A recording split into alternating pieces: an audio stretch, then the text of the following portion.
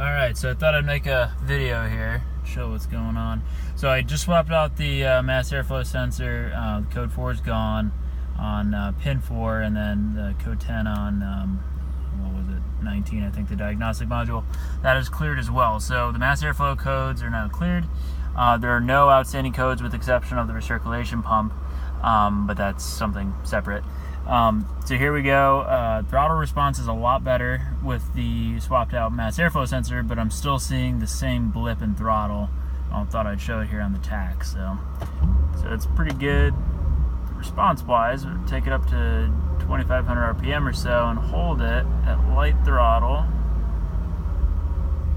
It should start to act up here in a second. It knows it's on camera, so.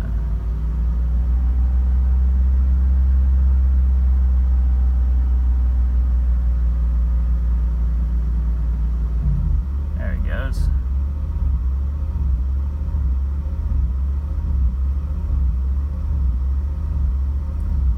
It can't be.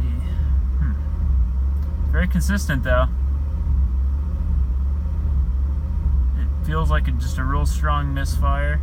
New caps and rotors. The insulators are original, so I'm kind of wondering now if I'm getting some arc or something back behind the cap and rotor insulators. So that's what it's doing.